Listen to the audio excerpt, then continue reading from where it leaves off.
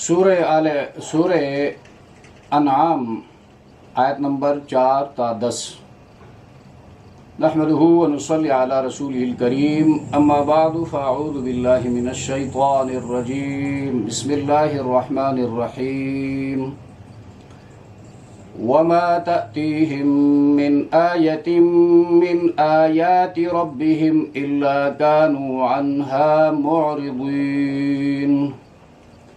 فقد كذبوا بالحق لما جاءهم فسوف يأتيهم أنباء ما كانوا به يستهزئون. ألم يروا كم أهلكنا من قبلهم من قرن مكناهم في الأرض ما لم نمكن لكم وأرسلنا السماء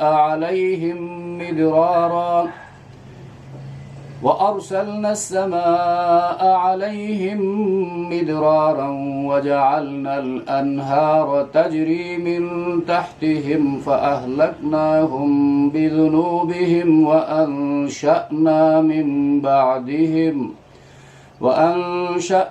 من بعدهم قرنا آخرين. ولو نزلنا عليك كتابا في قرطاس فلمسوه بأيديهم لقال الذين كفروا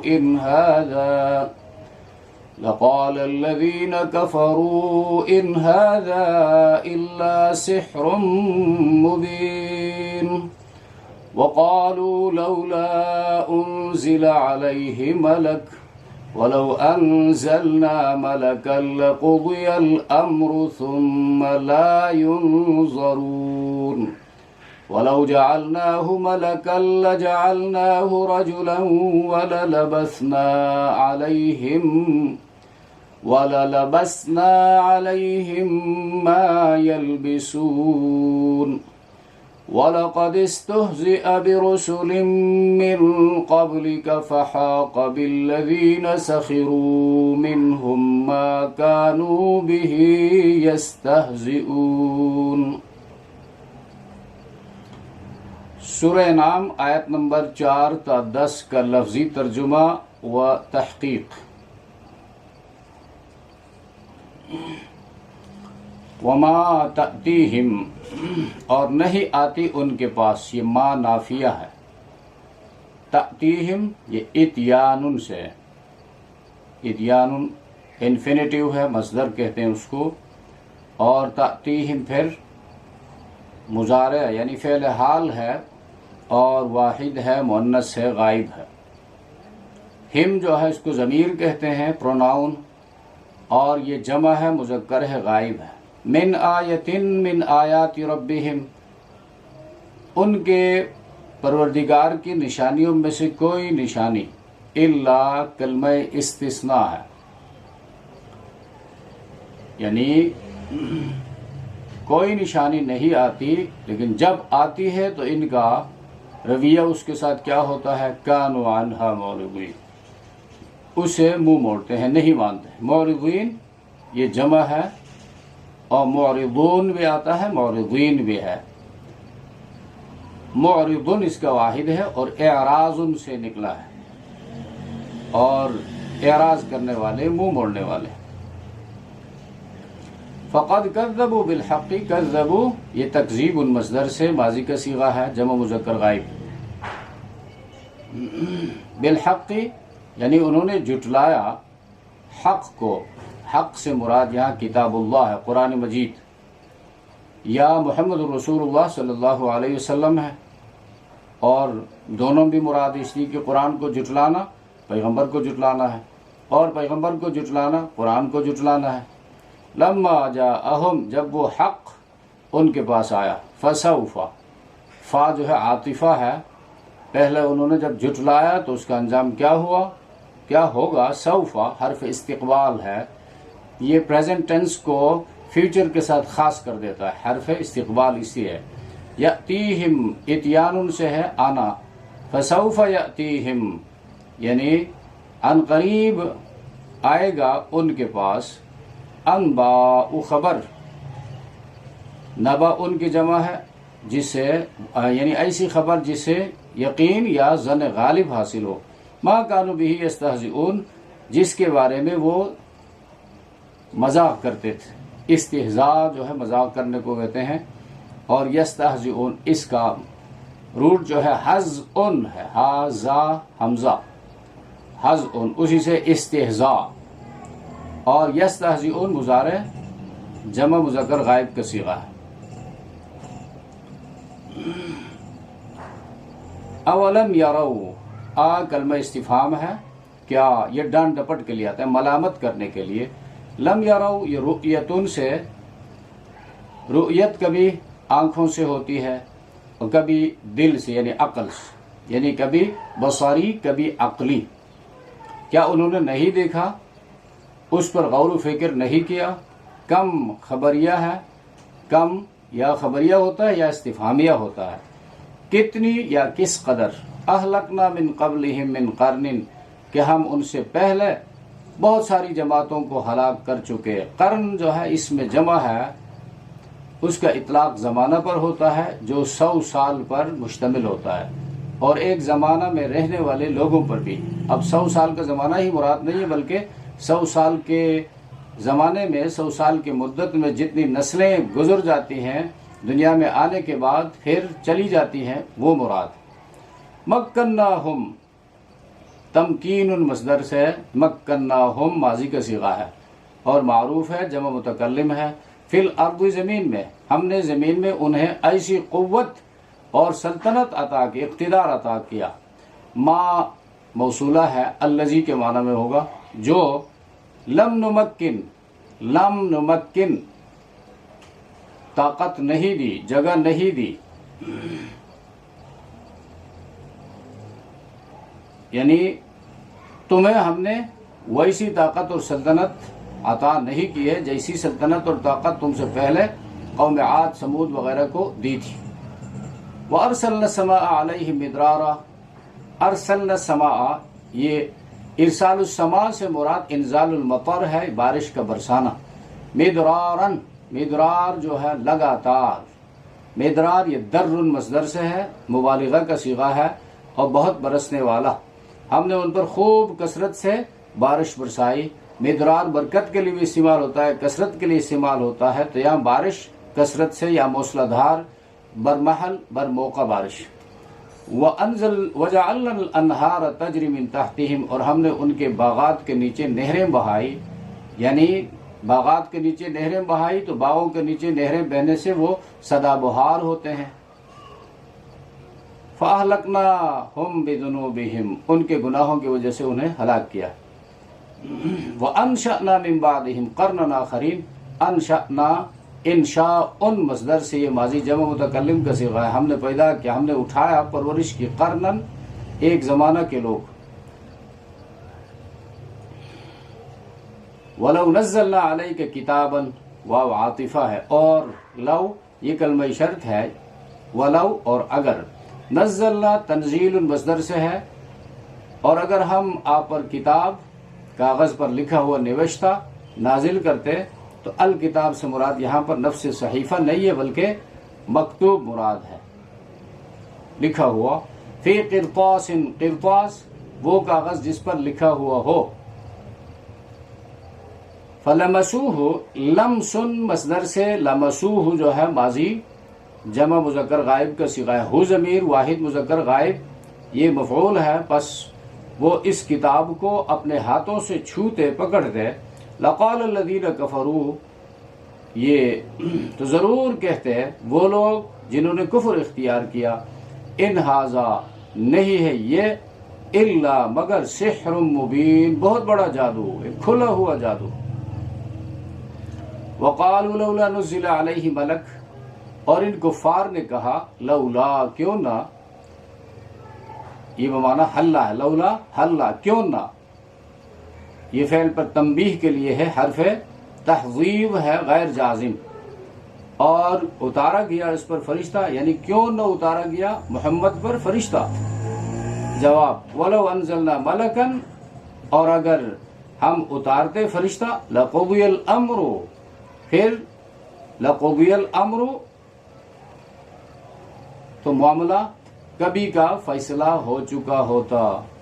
لقضیہ یہ قضا ان سے، قضیہ ماضی کا صیغہ ہے، ان کی ہلاکت اور ان پر عذاب کے معاملہ کا فیصلہ. قضی الامر بعذابہم ثم لا ینظرون. ینظرون انظار سے فعل حال ہے مجہول جمع مذکر غائب، پھر ان کو مہلت نہ دی جاتی. وَلَوْ جَعَلْنَاهُ مَلَكًا لَجَعَلْنَاهُ رَجُلًا، اور اگر ہم اسے فرشتہ ہی بناتے تو جعلناہ ملکن، تو ہم اس کو فرشتہ ہی بناتے. لجعلناہ رجلا، یعنی پیغمبر بالفرض ان کے مطالبہ کے مطابق کوئی فرشتہ ہی آتا تو فرشتے کو دیکھنا ان کے بس کی بات نہیں ہے، تو ہم اس کو بھی انسانی صورت میں بھیج دیتے.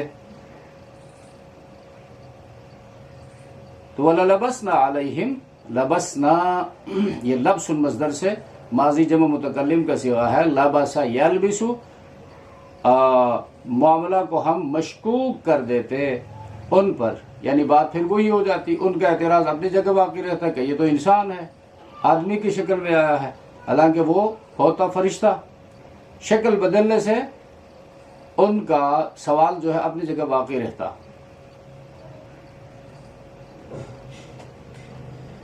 وَلَقَدِ اسْتُهْزِئَ بِرُسُلٍ، اور تحقیق استہزئ، استہزاء ان مصدر سے ہے یہ، اور تمسخر کیا گیا، مذاق اڑایا گیا. برسول من قبلک، آپ سے پہلے بہت سارے رسولوں کے ساتھ.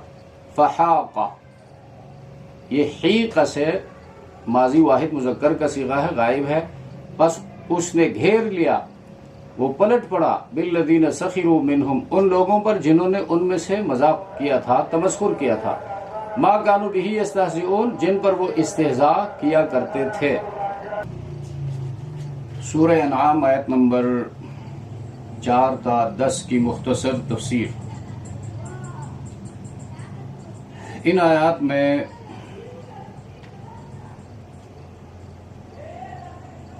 اہم بات یہ کہی گئی ہے کہ توحید کی دعوت ٹھکرانے والوں کو سزا ضرور ملتی ہے. اسی طرح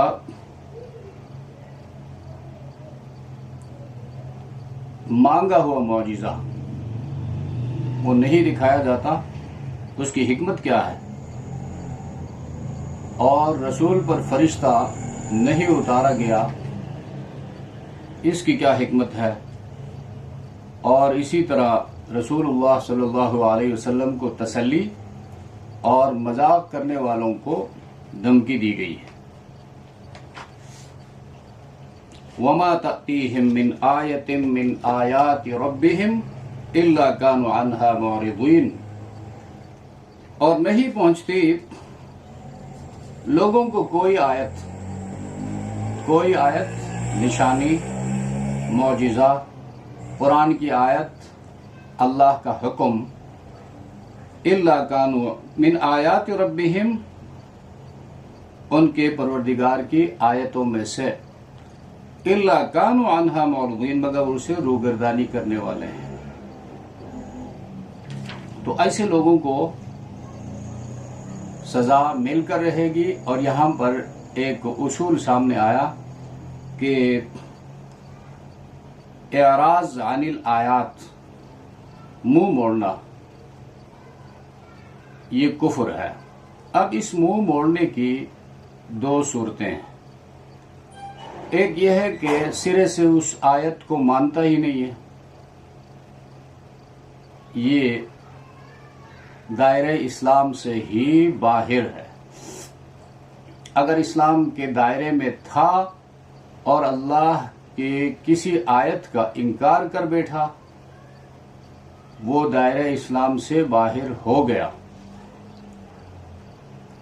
دوسری بات، آیت کو، اللہ کا جو حکم ہے اس کو مانتا ہے لیکن اعراض کرتا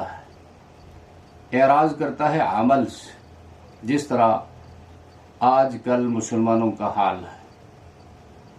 وہ کہتے ہیں قرآن حق ہے تو قرآن آیت ہے، بلکہ آیات کا مجموعہ ہے، کلام الہی ہے. ایک ایک آیت پر ایمان رکھنا فرض ہے.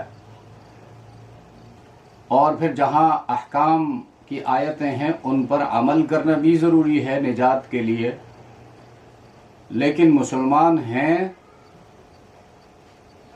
کہ عمل سے روگردانی کر رہے ہیں، اور پھر اللہ سے مانگتے ہیں کامیابی، اللہ سے مانگتے ہیں اللہ کی مدد اور نصرت، اللہ سے مانگتے ہیں جنت، اللہ سے مانگتے ہیں اللہ کی رضا۔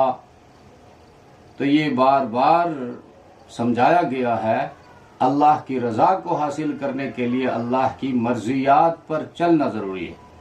اللہ کی مرضیات، اللہ کی یہ آیتیں ہیں، یہ احکامات ہیں۔ احکامات پھر دو قسم پر ہیں، اوامر اور نواہی۔ اوامر میں حکم دیا گیا ہے کہ یہ کرنا ہے، کمانڈز۔ اب اس میں پھر ہم نے یہ نہیں دیکھنا ہے یہ ہم نے کیوں کرنا ہے، اس کا کیا فائدہ ہوگا، یہ بات کی باتیں ہیں۔ فائدے کے اوپر ریسرچ کرو، لیکن پہلے ماننا ہے اور پھر اس پر عمل کرنا ہے۔ اور یہ ہم نے کیوں چھوڑنا ہے، پہلے اس پر ریسرچ کریں گے، اس کے بعد چھوڑیں گے۔ یہ پھر اپنے ریسرچ کو ماننا ہے، اللہ کے حکم کو ماننا نہیں ہے۔ یہ تو اللہ کے جو باغی ہیں، مشرکین ہیں، وہ بھی کفار ہیں دنیا کے، وہ بھی اگر کسی چیز پر ریسرچ کرتے ہیں کہ یہ تو انسانی زندگی کے لیے نقصان دہ ہیں تو اس کو ترک کر دیتے ہیں، بلکہ اس کے لیے قانون سازی کرتے ہیں کہ بھئی اس کا مرتکب جو ہے مستوجب سزا ہے، اور اس قانون کو توڑنے والا مجرم ٹھہرتا ہے۔ یہ تو انسانوں کی تحقیقات ہوئی۔ اللہ فرماتا ہے میرا حکم ہے، تم میرے بندے ہو۔ بندگی کا تقاضا یہ ہے کہ مالک کی طرف سے حکم آیا کہ یہ نہیں کرنا ہے تو بس نہیں کرنا ہے، اور یہ کرنا ہے اس پر چلنا ہے۔ تو یہ کفار کی حالت بتائی گئی تھی، لیکن بدقسمتی سے آج مسلمان بھی اس میں پھنسے ہوئے ہیں اور اپنی حالت سے عبرت حاصل نہیں کرتے ہیں، سبق حاصل نہیں کرتے ہیں کہ ہمارے اعمال بھی کفار جیسے ہو گئے تو پھر ہم کس منہ سے اللہ کی نصرت مانگتے ہیں، اس کی رضا مانگتے ہیں۔ وَلَقَدْ كَذَّبُوا بِالْحَقِّ، پس تحقیق انہوں نے، کذبوا میں جو ضمیر ہے وہ کفار مکہ قریش کی طرف راجع ہے۔ ان قریش نے دین حق جو توحید پر مشتمل ہے اس کو جھٹلایا۔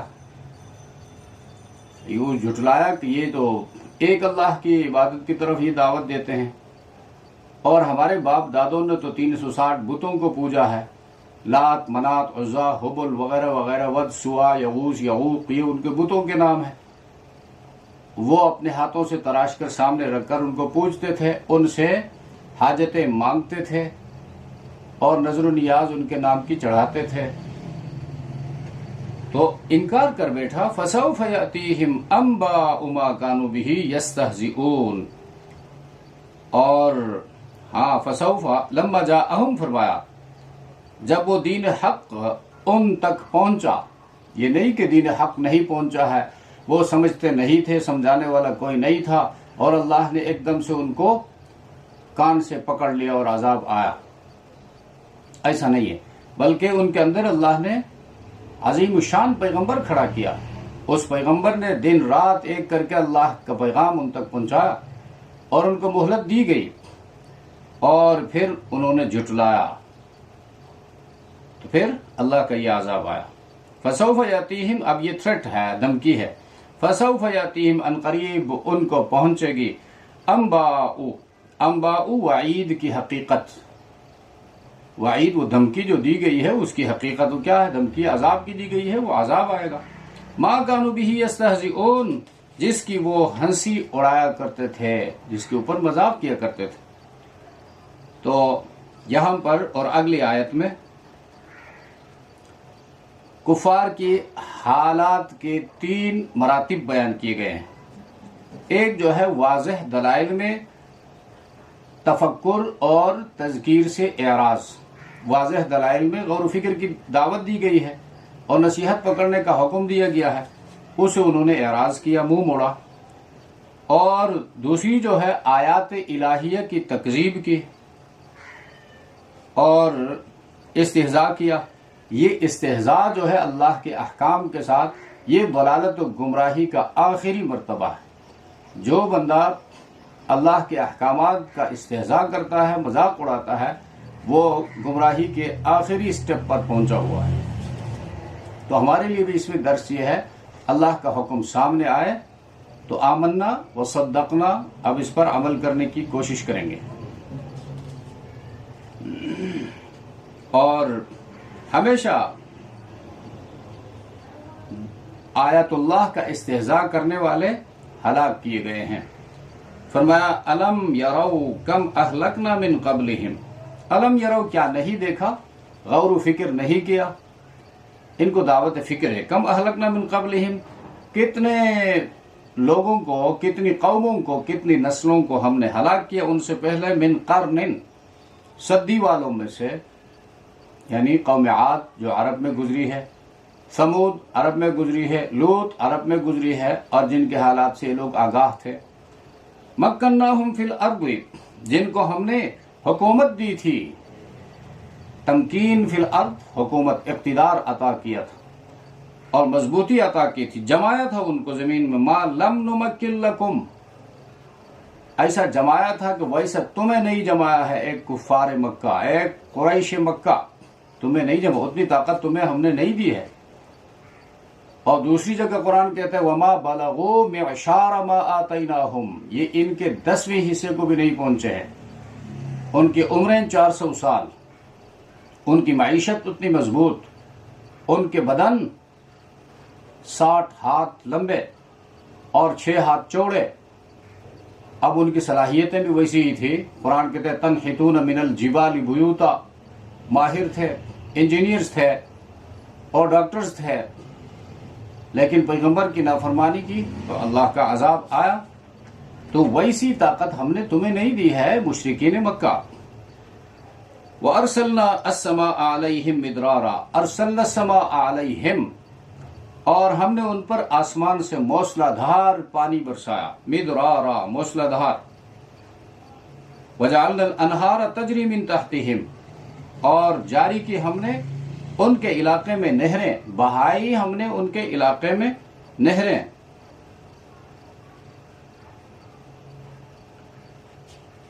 اب یہ چیزیں، یعنی آسمان سے موسلادھار بارش جس میں فائدہ ہی فائدہ ہو، برکتیں ہی برکتیں ہوں، اور انہار تجری من تحتہم، ان کے نیچے، ان کے باغات کے نیچے، ان کی حکومت میں ہم نے یہ سارا کچھ بہایا، تو معیشت کی مضبوطی کی طرف اشارہ ہے، اور معیشت ان کی مضبوط تھی، باغات تھے، فصلیں ہو رہی تھی، ہر حوالے سے وہ خوشحال تھے۔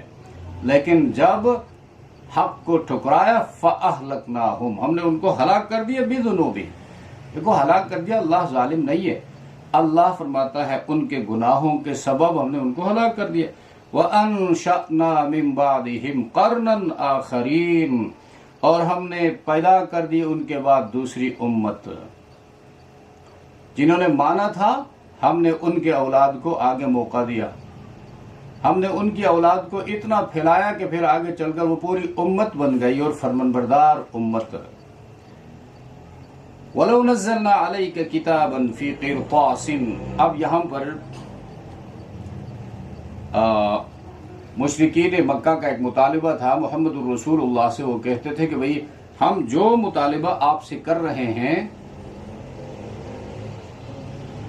من چاہے معجزہ، جو معجزہ ہم کہتے ہیں وہ ہمیں دکھاؤ۔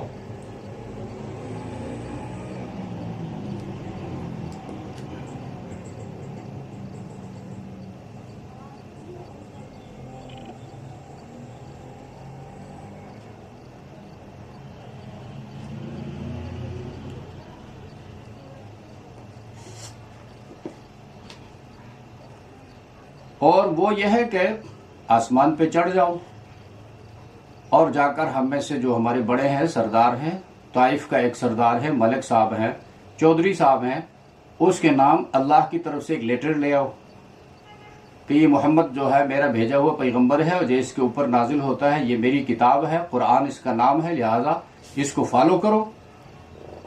لیکن ہم مانیں گے اس وقت بھی نہیں، خود ہی کہتے ہیں وَلَوْ نَزَّلْنَا عَلَيْكَ کتاباً، اب دیکھیں وَلَوْ نَزَّلْنَا عَلَيْكَ کتاباً، اور اگر ہم ان پر کسی کاغذ میں لکھی ہوئی کوئی تحریر اتارتے، کتاب یہ مکتوب کے معنی میں ہے، فی قرطاس فلمسوہ، اور وہ اس کو ٹچ بھی کرتے اپنے ہاتھوں سے، یعنی ان کو اتنا یقین ہو جاتا، یعنی اپنے ہاتھ سے بندہ کسی چیز کو ٹچ کرتا ہے، پکڑتا ہے، تو وہ یقینی بات ہوتی ہے، بات پکی ہو جاتی ہے۔ فلمسوہ بأیدیہم، اپنے ہاتھوں سے اس کو چھو کر دیکھتے، لقال الذین کفروا، تو ضرور کہتے اس وقت بھی کافر، ان ھذا الا سحر مبین، یہ نہیں ہے قرآن، یہ وحی نہیں ہے مگر کھلا جادو، یہ جادو ہی ہے، اس لیے انسان کے بس کی بات نہیں ہے کہ اوپر چلا جائے اور پھر اس طرح چیزیں لے کر آئے، لہذا محمد بھی بہت بڑا جادوگر ہے، نعوذ باللہ۔ تو سحر مبین کہا،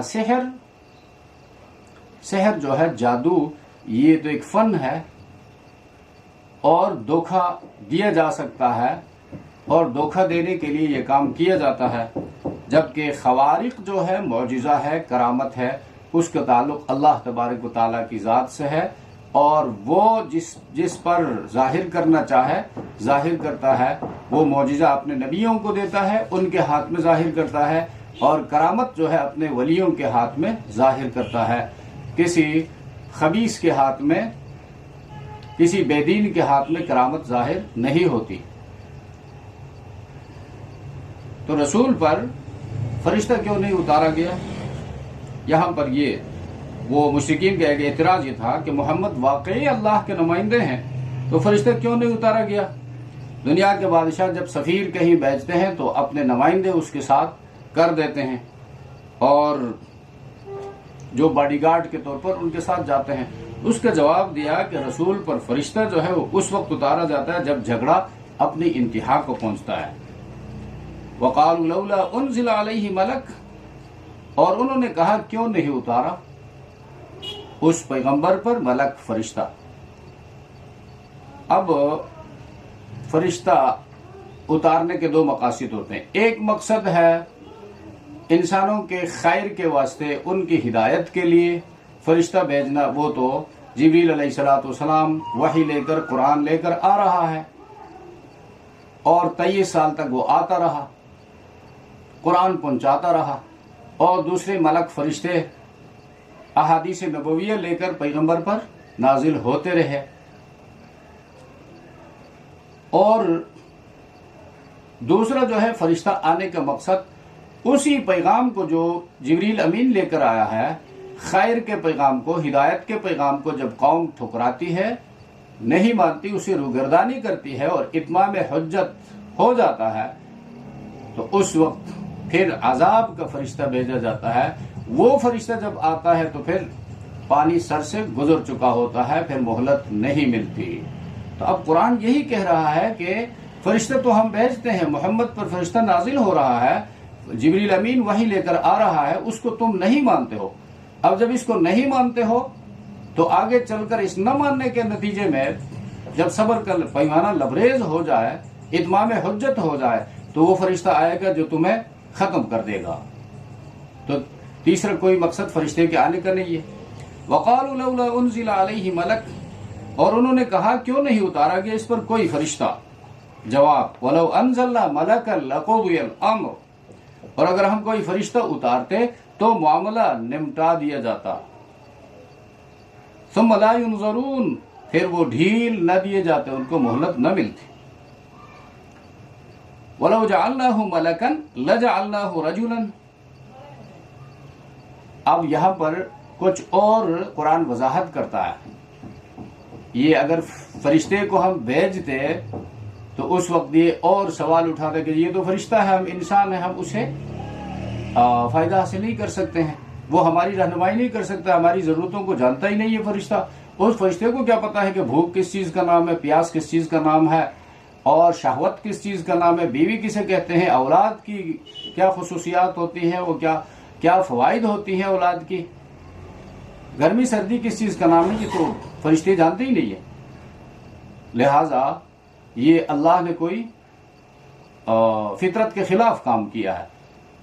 تو لازمی بات ہے اس فرشتے کو ہم انسانی شکل میں انسانی مزاج کے ساتھ بھیجتے، تو انسانی مزاج کے ساتھ بھیجتے تو ان کے سوال پھر اپنی جگہ باقی رہتا کہ یہ تو ہماری طرح انسان ہے، کھاتا ہے، پیتا ہے، چلتا پھرتا ہے، شادی بیاہ کرتا ہے، اس کی اولاد ہے، وغیرہ وغیرہ۔ فرمایا وَلَوْ جَعَلْنَاهُ مَلَكًا، اور اگر ہم رسول کو فرشتہ بناتے، لَجَعَلْنَاهُ رَجُلًا، تو ضرور ہم بناتے اس کو آدمی، وَلَلَبَسْنَا عَلَيْهِمْ مَا يَلْبِسُونَ، اور ان پر مشتبہ کرتے جس طرح وہ اب شبہ میں پڑے ہوئے ہیں۔ اس وقت پھر یہی سوال باقی رہتا اور اشتباہ ختم نہ ہوتا۔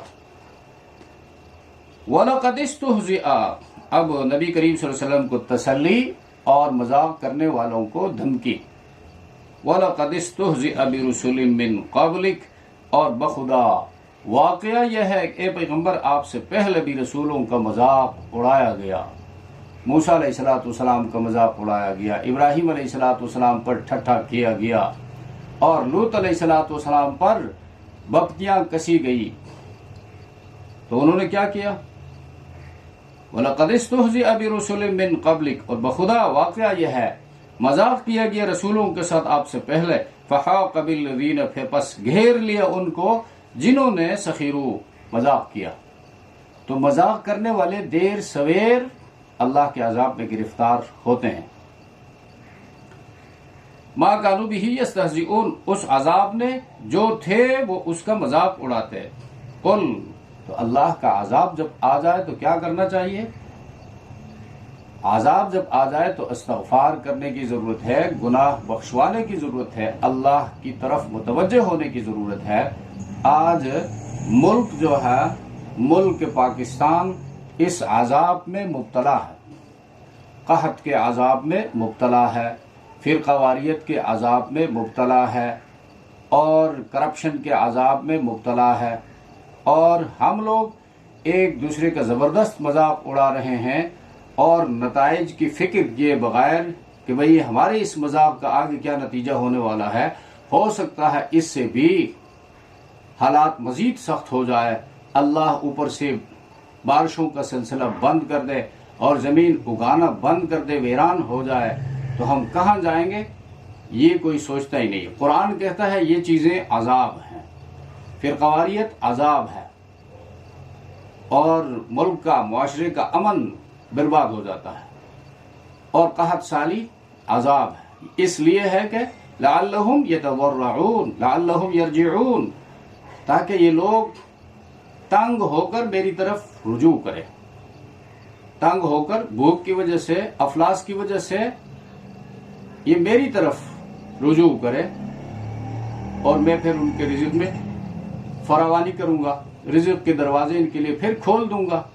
لیکن اللہ کی طرف ہم رجوع کرنے والے نہیں ہیں، ایک دوسرے کے اوپر مذاق کر رہے ہیں، ایک دوسرے کو نیچا دکھانے کی کوشش کر رہے ہیں، خود اپنے پیروں پر کلاڑی چلانے کی کوشش کرے بلکہ چلا رہے ہیں، اور جس شاخ پہ ہم بیٹھے ہیں اسی شاخ کو ہم کاٹ رہے ہیں۔ اس ملک میں ہم رہتے بھی ہیں اور اس ملک کو تباہ و برباد کرنے کی ہم کوشش بھی کر رہے ہیں۔ یہ عقل استعمال نہیں کرتے ہیں کہ یہ ملک ہے تو ہم ہیں، یہ ملک ہی ختم ہو جائے تو ہم کہاں جائیں گے؟ اب کہتے ہیں غلامی ہے، تو اس وقت پھر کہاں جائیں گے؟ یہ ملک ہی دوسروں کے لیے تر نوالا بن جائے، اس وقت تمہارا کیا حال ہوگا؟ تمہاری عزت و ابرو کا کیا حال ہوگا؟ تمہاری سیاست کا کیا حال ہوگا؟ تمہاری عبادت کا کیا حال ہوگا؟ یہ دعوتیں فکر دے رہی ہیں یہ آیتیں، یہ نہیں کہ یہ ان مشرکین کے بارے میں آیتیں تھی یا منافقین کے بارے میں، یہود و نصارہ کے بارے میں تھی، تو ہمارے لیے اس میں کچھ بھی نہیں، ان پر یہ حالات آئے تو یہ تو اللہ کا شکر بجا لانا چاہیے کہ اللہ نے ان پر جو حالات لایا اس چیز کو پھر ہمارے سامنے بیان کیا، ہمارے لیے درس عبرت بنایا، ہمیں کسی کے لیے درس عبرت نہیں بنایا ہے، یہ اللہ کی مہربانی ہے، اسے سبق حاصل کرنا چاہیے۔